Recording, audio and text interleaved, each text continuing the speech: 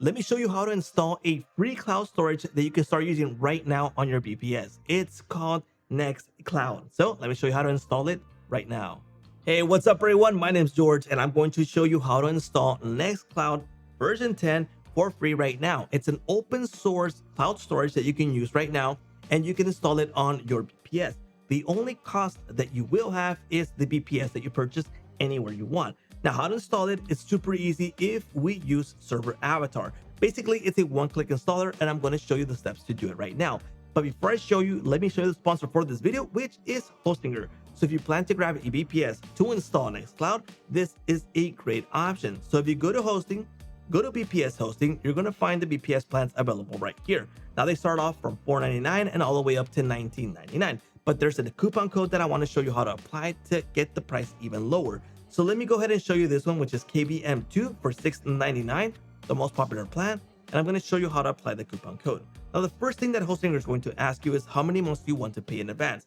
I recommend 24 months. You're going to lock in the lowest price, lowest renewable price, and you'll be good to go for 24 months. Now, this is the current pricing, but if you click on have a coupon code and type in my code or paste it in and apply it, the price is going to drop to $150.98 for the 2 years already paid off for the VPS. Now, how to install Nextcloud? Here in ServerAvatar, it's going to be super easy. The first thing you need to do is obviously purchase a VPS anywhere you want. It doesn't have to be Hostinger, and you have to install it here on ServerAvatar. Once you do so, select Apache as the web server. Okay, now let's go ahead and jump into our server in this case, and we are going to go to applications. And in applications, we are going to create an application. Now here we're going to name it, and I'm going to say Nextcloud for this, and I'm going to use a test domain for testing purposes. You can use your primary domain or a subdomain. In this case, I'm just going to use this for testing purposes. Here we go, Nextcloud test, okay? And I'm going to use one click. And here we're going to see this option, Nextcloud. Let's go ahead and select it, and we're going to select the current server, which is already selected. If you want to use a different one, just go ahead and select it there, okay? Database name, I'm going to select Nextcloud testing, all right? And the username, I'm going to use the same one. The email, my main domain, and the password, I'm going to use something else right here, okay? Here we go. There's also advanced options that you might want to check out. I do recommend that you use PHP 8.3, which is the latest one that you can use for the Apache server and Nextcloud. So just select that one, okay? We're going to create the application, and it'll take roughly around 3 to 5 minutes to get this installed. So let's give it a few minutes for this to be ready and show you the next step. Here we go. The application is now installed and ready to be used. So as I mentioned before, I am using a test domain. So let's go ahead and jump over there. And it's going to ask us either for the email or the user that we've just created.